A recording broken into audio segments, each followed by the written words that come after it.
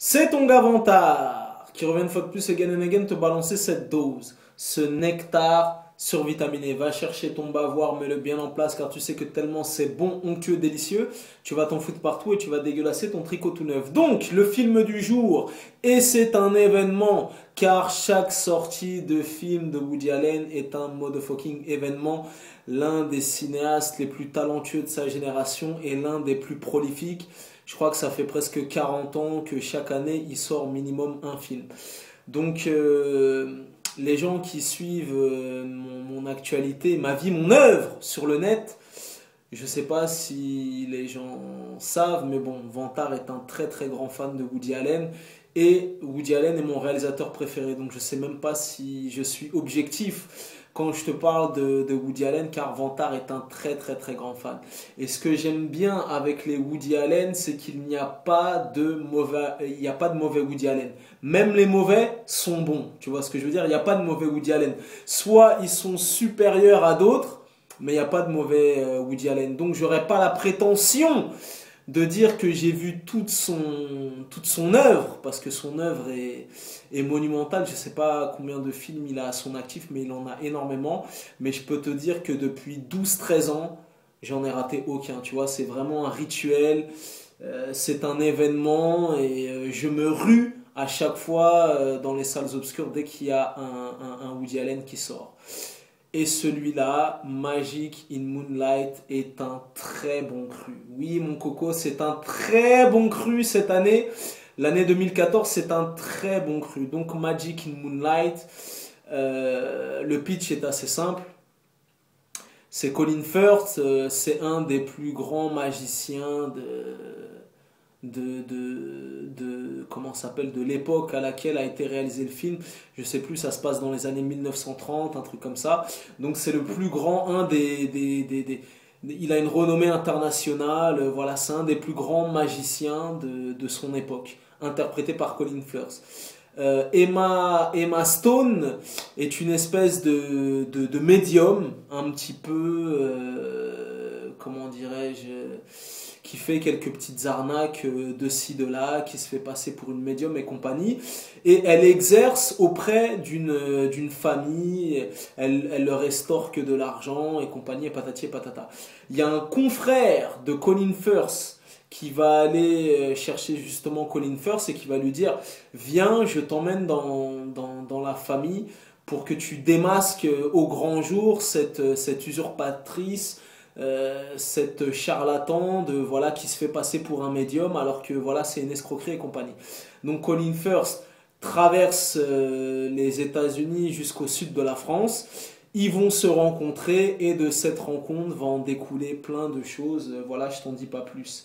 Donc à l'arrivée, ça donne un film très bien écrit, très bien réalisé, des acteurs très convaincants. Donc Colin Firth est excellent dans son rôle de rabat-joie, rabougri, odieux, égocentrique et compagnie. Emma Stone, c'était la première fois qu'elle tournait sous la direction de Woody Allen, et apparemment elle a tellement tapé dans l'œil de Woody Allen qu'ils ont déjà prévu de faire un nouveau film ensemble. C'est sa nouvelle muse.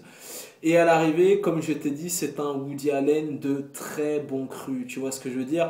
Comme je t'ai dit, il n'y a pas de... il n'y a pas de mauvais Woody Allen.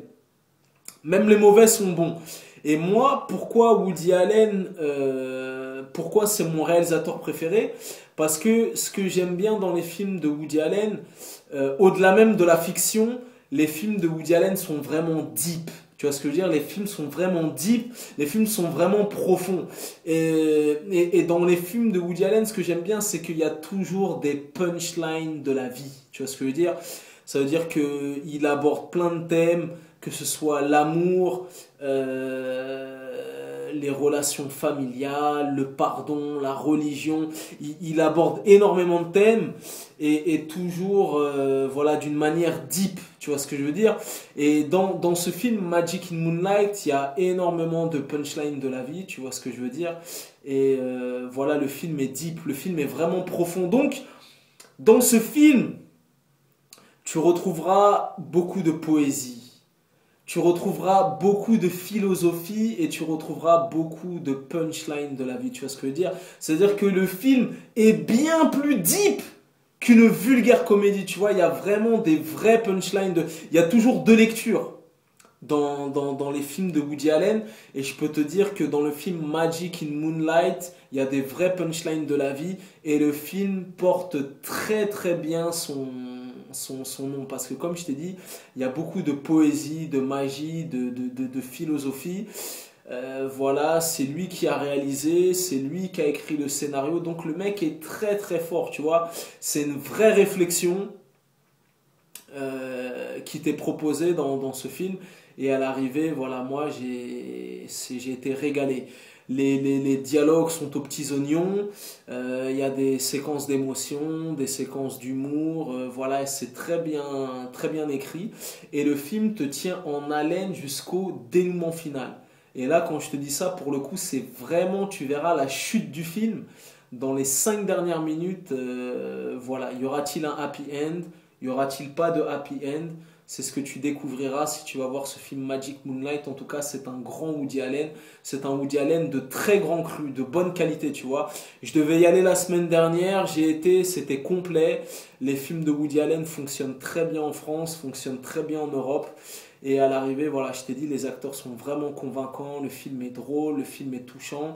Il y a des vrais punchlines de la vie, il y a une vraie réflexion, il y a beaucoup de poésie. Beaucoup de philosophie, tu vois, tu vois, malgré que tu as l'impression que ce soit une vulgaire petite comédie légère, il y a une vraie réflexion sur la vie et ça t'ouvre des perspectives, ça te fait gamberger, tu vois ce que je veux dire.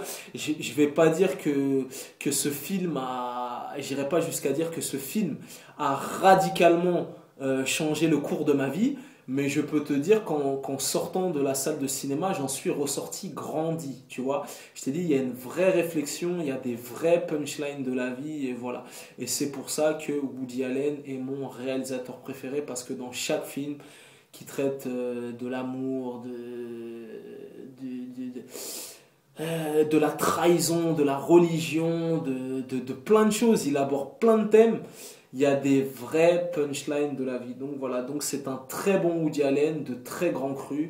Et on attend l'année prochaine, voilà, pour le prochain Woody Allen. En tout cas, voilà. Le gars a toujours des choses à dire, il a toujours autant de talent, il avoisine bientôt, je crois, les 80 piges.